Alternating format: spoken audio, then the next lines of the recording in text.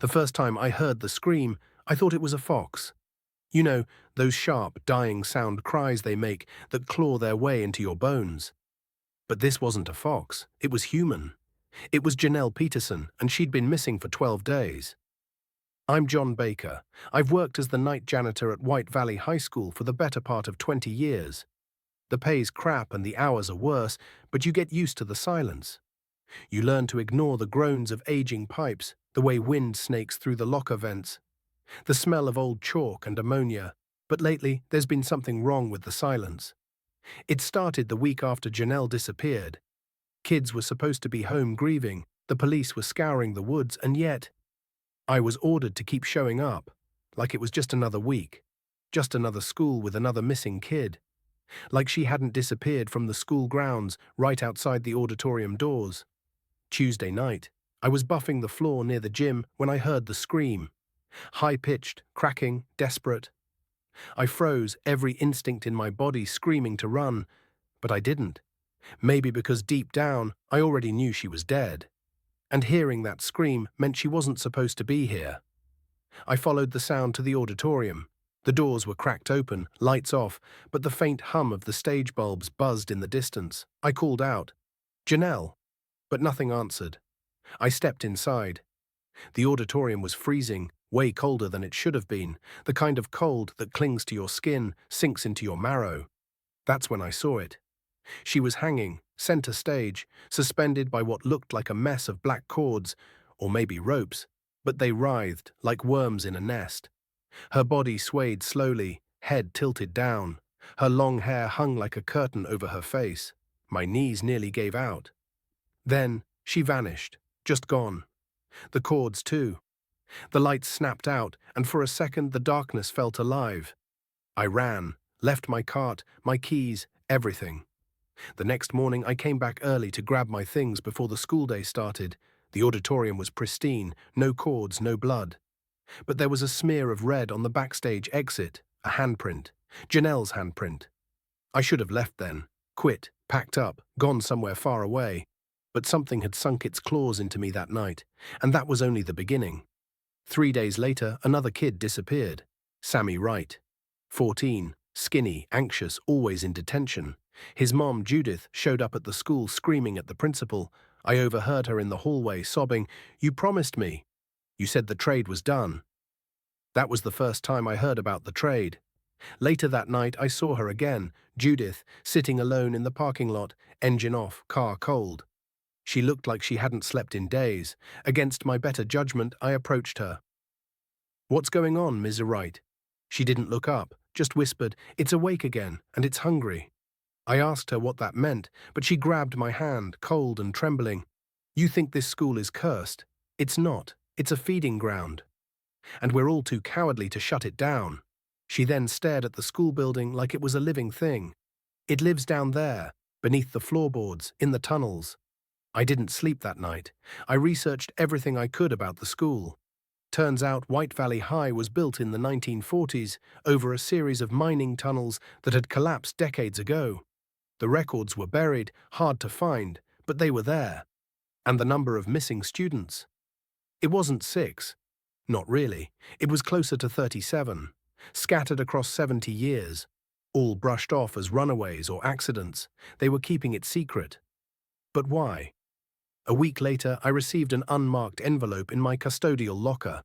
Inside, a cassette tape and a note that read, "He's coming for the rest. If you want the truth, listen." I didn't recognize the handwriting, but I recognized the voice on the tape.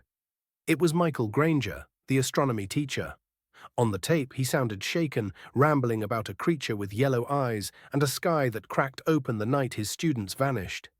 He ended the tape with one sentence, "The tall man is real. He's not a ghost. He's not a rumor. He's trapped. And he's angry." I had to know more. I started reaching out to anyone willing to talk. Parents, teachers, students. Most ignored me. A few begged me to stop, but some spoke, and each story made the picture clearer and more terrifying. There was something under that school, something that fed on kids. And worse, someone had made a deal with it. The informal investigation began as a curiosity, a janitor's obsession. But now I'm in too deep. and I think I'm being watched. Every time I hear a locker slam or a door creak open, I brace for a tall shadow in the hallway. The worst part? Janelle's scream hasn't stopped. I hear it every night. I met with Judith Wright again, 3 nights after I found the cassette tape. I hadn't planned to. I'd gone to the diner on Main Street to clear my head, trying to convince myself I was just caught up in urban legends. But there she was, sitting in a corner booth, still wearing the same coat I'd seen her in last week. Her coffee was cold. Her eyes didn't blink. She waved me over before I even saw her. "I was hoping you'd come," she said, voice hoarse. "I don't have much time left." She didn't elaborate on what she meant by that, just pushed a crumpled photograph across the table, an old Polaroid of her son, Sammy, and Janelle Peterson. They looked happy, like 2 kids who had no idea what was coming for them. "He tried to save her," Judith said, after she started seeing him. I asked who he was. She didn't answer right away, just stared at the wall for a long moment. "We all see him eventually, the tall man. He comes in dreams at first. That's how it starts. He shows you choices, roads you didn't take, regrets. Then he offers you a deal." I waited. She leaned forward, lowering her voice to a whisper. "He doesn't want to kill. That's the trick. He doesn't hunt. He waits. He needs an invitation, a trade. You give him something, or someone, and he gives you what you think you want." My stomach turned. "You're saying someone gave Janelle to him?" Judith looked away. "Not someone. Several people." She reached into her purse and pulled out a spiral notebook bound in twine. Pages were dog-eared and water-damaged, ink smeared with age. "This journal belonged to my mother. She taught at White Valley until she died. She knew about the tall man. She called him the Collector. He's been here since before the school was built. Some say before the town existed."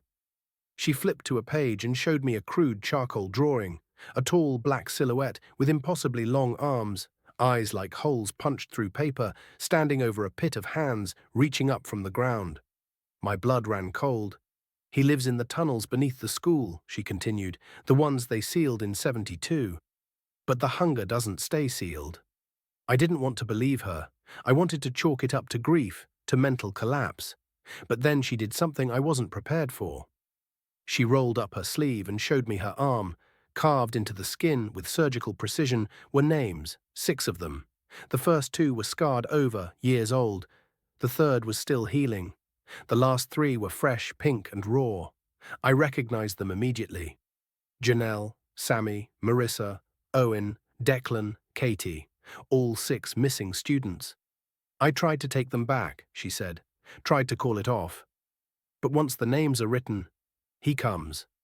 She stared into her coffee like it might answer her. "The first time I made a deal, it was for my husband. He had cancer, stage 4. I didn't believe the stories then, not really. But my mother's journal said it worked, that if you gave a name, the collector would take them and give you something in return." Her voice broke. "My husband lived. He still doesn't know what I did. But now it's my son." She touched Sammy's name on her arm. "He found the journal, found out what I did. He tried to save Janelle by offering himself instead. And now he's down there, with the others." I asked her what down there meant. She just looked at me and said, "The floor moves." I left the diner shaken. I couldn't sleep. At 2:13 a.m., I got a call from a blocked number, static, breathing. Then a child's voice, hollow and distant. "Mr. Baker, I'm cold." I froze. "Sammy." No reply, just more static. Then, "He's coming through the wall." The call cut off. I drove to the school. Don't ask me why. Maybe I thought I could help. Maybe I just wanted to prove it was all a hoax. That grief was making people see ghosts. The front doors were locked, but I had my custodian keys. I slipped inside and headed to the lower level, old classrooms, storage, and the boiler room. My flashlight flickered. The air was thick and heavy, like being underwater. I reached the boiler room and found the floor beneath the rusted pipes, bulging. Not cracked, not broken, breathing. Concrete rising and falling ever so slightly, like lungs exhaling. I was about to step back when I saw something at the edge of the wall. A smear of blood and another name carved into the brick. Michael Granger, the astronomy teacher. Another name added to the list. I turned to run and stopped dead in my tracks. Standing in the hallway was a silhouette, at least 8 feet tall. Thin, hunched, its arms dragged along the tile, too long for any human body, eyes like burning holes in a shadow. The tall man. He tilted his head as if studying me. I didn't move, couldn't breathe. Then he pointed. Not at me, at the ceiling. Above us, I heard the screams again.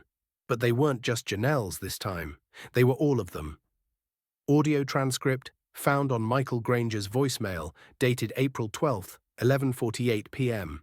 This is Mr. Granger. Michael. I don't know who will hear this, but I need it on record. If I disappear like the others, someone has to know what happened at the school tonight. We were stargazing, that's all. I was showing the kids Jupiter's moons. The sky was clear, unusually clear for White Valley. It was just me, Marissa, Owen, Declan, and Katie. Sammy and Janelle didn't show, which was strange, since Janelle never missed a meeting. But I figured it was high school drama. Around 10:20, Owen noticed a new star. Bright, white, low on the horizon, way too bright. I checked the charts. There was nothing there.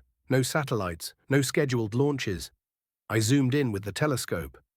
It wasn't a star, it was a hole.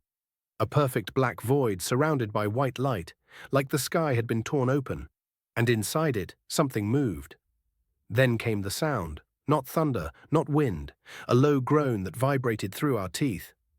Marissa dropped the telescope. Katie started crying. The sky blinked, like it was alive. Then all the light vanished. Dark, total dark. The school behind us went black. My phone wouldn't turn on. Watches stopped. I told the kids to stay close, but then the field started, sinking. It didn't collapse, it just sank, like it was being pulled from beneath. Owen screamed, said something was touching his leg. We tried to run, but it wasn't ground anymore. It was flesh, pulsing and cold. I fell and landed on something that breathed beneath me. Then I saw him, the tall man.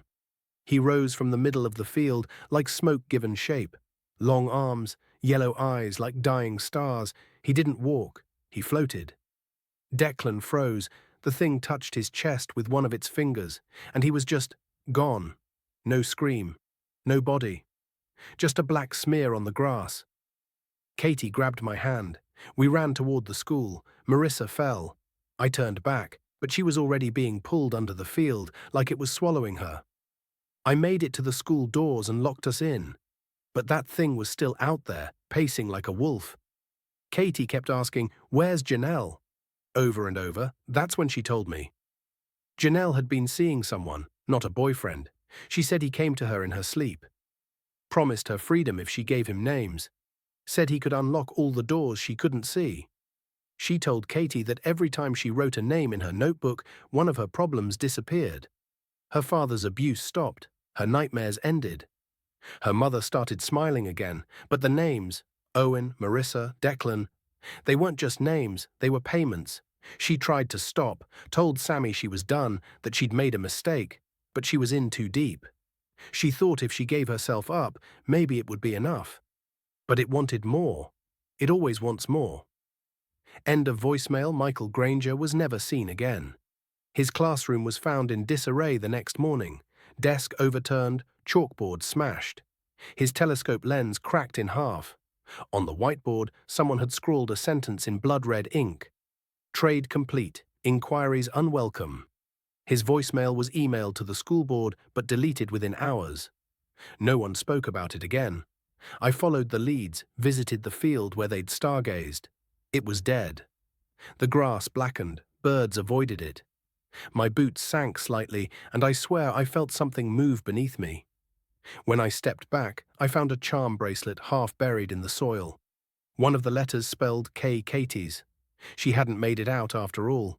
Later that day, I got a package on my doorstep. No return address, just an old VHS tape, marked with the words, "Willing Sacrifice." I played it in the library's media room. It was silent at first, just static and the flicker of candlelight. Then came the image of Janelle, standing in the middle of what looked like a classroom. Her eyes were blank, mouth moving, but no sound. Behind her, the shadows peeled open. A hand, black and slick, wrapped around her shoulders. She didn't flinch. She turned toward it like she expected it. Then she whispered something, barely audible through the grain. I didn't mean for this. I just wanted someone to listen. The screen went dark. That night I dreamed of the tall man. He stood at the edge of my bed, watching. When I woke, a fresh name was carved into my wall. Michael Granger, right next to my own. Recovered audio, Katie Lambert's cell phone recording, 11:03 p.m., prom night. I don't know who will hear this. Maybe no one. Maybe this phone will get sucked into whatever hole the others did, but I'm recording anyway because I need someone to know what it was like before it ended. The music was still playing when the screams started. Katie had arrived late to prom. She didn't want to come, not after everything that happened with the astronomy club. But her dad insisted. He said she needed closure. Before we move on, please donate me in the form of subscribe. He thought dressing up, smiling for pictures, and pretending she wasn't haunted by the memory of Declan being erased from existence might help her heal. It didn't. She sat alone by the punch bowl, picking at her corsage. The gym was decked out in glittering silver streamers and paper moons. A disco ball spun lazily above them all. It was almost beautiful. Then the lights went out. One by one, not all at once, one by one. First the DJ booth, then the overheads, then the string lights around the bleachers. The music slurred and then died like a voice being drowned, and then the screaming began. Katie grabbed her phone and ran for the hallway, but the gym doors wouldn't budge. It was like the school itself had sealed them in. She turned and saw the shadows in the corners start to stretch. That's when she saw Janelle. She was standing near the center of the gym floor, right where couples had been dancing just moments before. Her prom dress was torn, her hair wild, her eyes sunken, and she was mouthing something. Katie pushed through the panic, dodging students clawing at the exits, and reached her. "Janelle," she shouted, but Janelle didn't react. Her eyes flicked toward the stage, where a crack had opened in the wooden floor. Black mist was rising out of it, like steam from a sewer grate. "He's coming," Janelle whispered. The crack widened, splitting the dance floor in two. A hand emerged, long, thin, black as tar. Then another. The tall man dragged himself upward, folding out of the gap like a spider unfolding its legs. His eyes glowed yellow in the dark. Janelle didn't run. She walked toward him. "I'm here," she said. "Take me. That was the deal." The tall man paused. Then he lifted his head and laughed. A sound like wind ripping through a forest of bones. "No," he said. That one word filled the gym with a pressure that made everyone drop to the ground. Katie heard it in her mind more than her ears. "No," the creature repeated. "One is not enough. I want what you promised me. I want the 6. Janelle turned to Katie, crying. "I tried to stop it," she said, "but once you start trading, you can't take it back." The floor collapsed. The tall man sank below it, pulling Janelle with him. Katie didn't think. She sprinted for the nearest emergency exit, and by some miracle it opened. She ran into the hallway. Her dad, Mr. Lambert, was there, pounding on the gym door from the outside. When he saw her, he pulled her into a hug and started yelling questions. But she couldn't answer, not until she caught her breath and saw something strange. The janitor's closet at the end of the hall was open. John Baker always locked it at night. Always. Katie walked toward it. Behind her, her dad said, "We have to go." But something was calling her. Inside the closet, the back wall had slid open, revealing stairs made of stone leading downward. Not school maintenance stairs, not concrete. These were old, carved, covered in markings that didn't belong to any language she knew. Without thinking, Katie stepped down. The temperature dropped, the walls pulsed like veins, the air smelled of damp rot and copper. She heard her name whispered behind her. Not by her dad, not by anyone alive. Then she found them, the lockers, dozens of metal lockers in an underground chamber arranged like gravestones. Each one bore a name. Janelle, Declan, Marissa, Owen, and then Katie. She reached for the one with her name, heart hammering in her chest. The lock clicked open. Inside was a single sheet of paper. She unfolded it. The sixth must open the way. The sixth must see. The sixth must trade. The sixth must bleed. Her fingers trembled. Behind her, the tall man's voice echoed in the chamber. The debt remains. She turned, but there was only shadow. The lockers rattled. Blood began to seep from the cracks in the floor. Katie screamed and ran back up the stairs, but the doorway had vanished. The janitor's closet was gone. Just solid concrete now. She was trapped. She ended the recording with her final words. If someone finds this, don't go to the school. Don't look for us. The trades don't stop. They just change names. Investigators' notes, April 12, 2023, 10:42 a.m. Location, White Valley Town Records Office, Sub-Basement Archive Room B. I never expected to become a part of the story. I came to White Valley to investigate, to listen, record, make sense of the inexplicable. But the further I dug, the more the town itself seemed to resist. Files missing, doors locked that should have been open, and most of all, people lying. Everyone had the same look when I asked about the school. A pause, a glance at the floor, and then the denial, like a rehearsed line in a badly staged play. But it was worse with the school board. I scheduled a meeting with Superintendent Carol Faulkner under the pretense of writing a historical piece. She greeted me politely but stiffly. Her office smelled like dust and lemon polish, and her smile never reached her eyes. "You're wasting your time," she said. "The kids ran away. Happens more than you'd think. Small town, small lives. They wanted out." "What about the survivors?" I asked. "Katie Lambert, Michael Curran, John Baker, Judith Wright." She tapped her pen on the desk. "Unreliable narrators," she said. "People see what they want to see." "Is that why the janitor's closet in the East Wing was sealed with concrete?" I pressed. "Or why the blueprints show a sublevel under the school that doesn't exist anymore?" That got a flicker of something. Not fear, guilt maybe, but it passed quickly.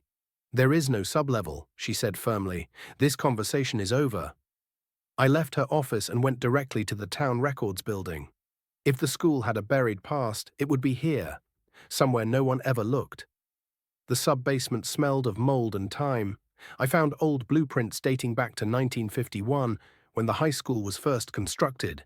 The original foundation did indeed include a lower chamber, marked only as sub-basement E. There was a notation scrawled in faded red pencil, "Do not open, sealed 1967. Per order, Faulkner, Alderman, Wright, Glass, Wright." As in Judith Wright, Sammy's mother. I pulled more boxes, newspaper clippings, town council minutes, and then I found it. White Valley Ledger, October 18, 1967. 3 students missing after homecoming. School dance cut short due to fire alarm. The story matched the structure of the modern disappearances almost perfectly. 3 students vanished. Witnesses claimed they were last seen near the old utility tunnel under the gym. School board sealed the records shortly afterward. The town passed a quiet curfew ordinance the next week. The gym was rebuilt within a month. Another article from the following year showed something even stranger. No charges filed in missing student case, search abandoned. The investigation just stopped. No memorials, no community search. It was like they were erased. Then I found it, the report that changed everything. Handwritten memo, dated March 11, 1968, to Superintendent Harold Glass. From Custodian Robert Lane. "The thing below is growing stronger. I can feel it pressing against the walls. It talks sometimes, in dreams. Says it wants more. The last trade was not enough. It wants 6. Always 6. I warned the others not to make another deal, but Faulkner says we have no choice. The town is bound. It's always been bound. God help us if we run out of names." Audio log, April 12, 2023, 7:14 p.m. I confronted Superintendent Faulkner a second time. I played the audio of Katie's recording, showed her the memo, the blueprint. She stared at the floor for a long time. Then she whispered, "You don't know what it's like. Watching them vanish, knowing you can't stop it. The thing doesn't just take them, it rewrites them. They're Gone. I pressed her. Why 6? She closed her eyes. White Valley was founded on a trade. The settlers were starving. Winter hit early. No supplies. They found something in the mines. A hole in the earth. It whispered to them. Promised warmth, food, salvation. In exchange, she said, it demanded 6 names every 50 years. And they agreed, I asked, to sacrifice 6 children. She nodded, eyes glassy. Always from the school, always when they're young, the trades keep the town safe. The crops grow. The snow falls softer here.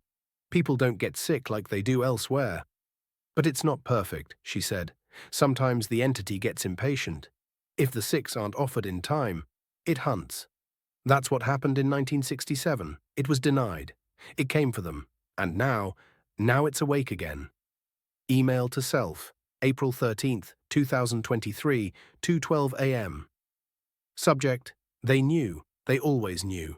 The elders passed the knowledge down in secret, buried it in boardrooms and sealed hallways, but the truth always rots its way back to the surface. Katie wasn't just a survivor, she was the last, the 6th. They delayed the trade, whether by accident or guilt, and in doing so, they broke the pattern. Now it's hunting again, 6 names, always 6. But this time, what if the creature doesn't go back to sleep? Investigators' audio log, April 14th, 2023, 6:55 p.m. Location, Ridgeway Nursing Home, room 312. They told me Katie Lambert checked in under a false name. After prom night, she vanished from the public eye. Local papers claimed she and her father moved to Canada, but I knew better. People don't run without a reason. People don't hide without fear. It took me days to trace her down, a shell of the vibrant girl from the photos. Katie now sat in a wheelchair by a window overlooking a dying oak tree. Her hands trembled. Her eyes darted to shadows that weren't there.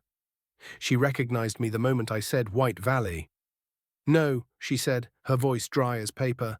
I told it I wouldn't speak. Katie, please, people are still disappearing. I need to know what happened that night. She didn't move. For a moment I thought she'd shut down, but then she reached into a drawer and pulled out a folded piece of notebook paper, yellowed and fraying at the edges. She handed it to me. Scrawled across the top in shaky handwriting were the words, "If you hear the bells, run." She began to speak. Katie Lambert's account, prom night, continued. We thought we were safe in the office building. My dad had locked the doors, turned off the lights. Janelle was curled up on the couch, shivering. She kept mumbling about the tunnels beneath the school, about something that talked to her through the walls. She said it told her things, secrets about people who had disappeared before. She mentioned names, kids no one remembered. I looked some of them up later. They were real, but no obituaries, no school records, just gaps, like they never existed. Then, around midnight, we heard it. A chime, not like a school bell. Something older, like a church bell underwater, slow, warped. My dad stood up, flashlight in hand. Stay here, he whispered. I told him no, begged him not to leave, but he did anyway. He never came back. I waited with Janelle. We didn't speak. She just stared at the ceiling and whispered, "It's in the pipes. It can crawl through anything." Then the building began to groan. Not shake, groan. Like something inside the walls was waking up. We ran.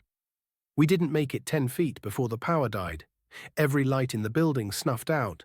The emergency exit signs flickered, then vanished.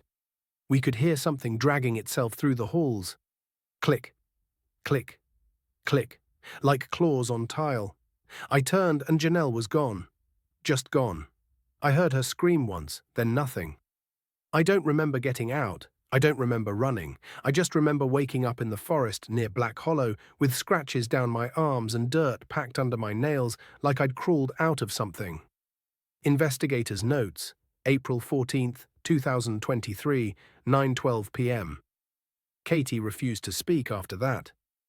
I stayed by her side as she fell asleep, mumbling phrases under her breath. One stuck with me. It was never supposed to want more.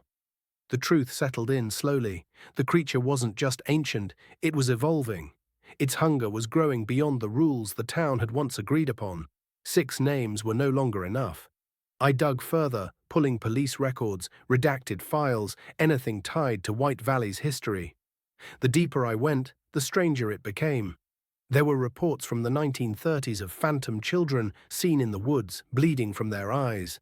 Stories of an abandoned coal shaft collapsing in 1881, burying miners who had dug too deep. And then this entry from a miner's journal found in the archives, October 3rd, 1879. We hit something, a cavern full of black fog. The canaries died instantly. Heard a bell, saw a man with no face standing at the edge of the dark. He looked at me without eyes, said my name before I ever spoke it. The town knew, even back then, it had always known. Anonymous letter delivered. April 15th, 2023, 3 a.m. You're stirring up things that should stay buried. The tall one doesn't like attention. Keep your notes, keep your recordings, but leave. Now. If you don't, you'll be next. He already knows your name. Investigator's audio log, April 15th, 2023, 4:30 a.m. I can't sleep. Every time I close my eyes, I hear that bell. The same one Katie described, slow, warped. I thought I was chasing a story. But I think I'm part of it now. There are 6 missing kids, 6 every 50 years. The cycle was broken, and now the entity's pattern is unraveling. If it's true that the last successful trade was in 1967, then the most recent set was never completed. The monster wasn't fed. That means it's still hungry, still hunting. And maybe, just maybe, it isn't bound to White Valley anymore. Investigator's final audio log, April 18th, 2023, 8:17 p.m. Location, White Valley High School, South Entrance. I told myself I'd never come back. But when I listened to Katie's recording one last time, I caught something I hadn't noticed before.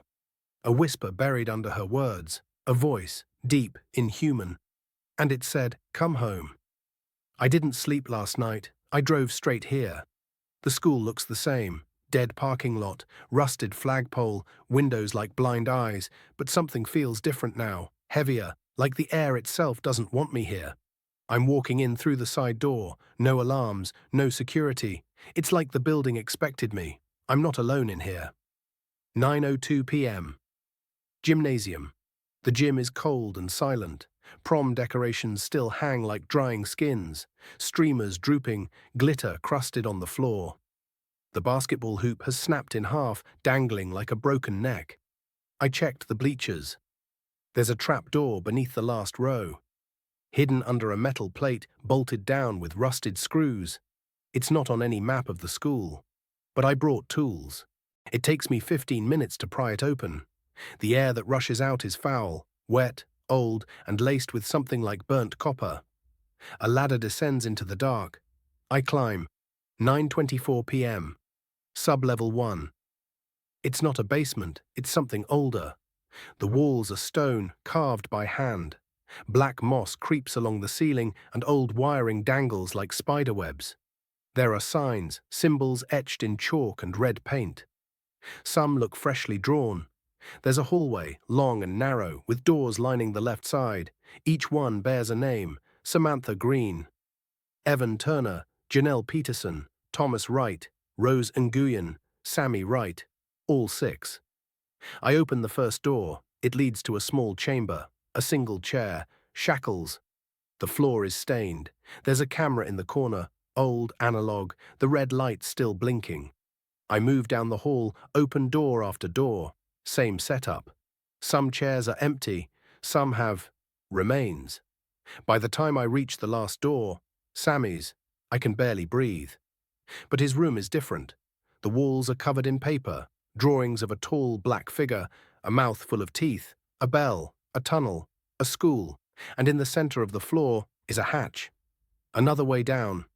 10:02 p.m. The hollow. The hatch led to a vertical shaft, then to a natural cavern system below the school.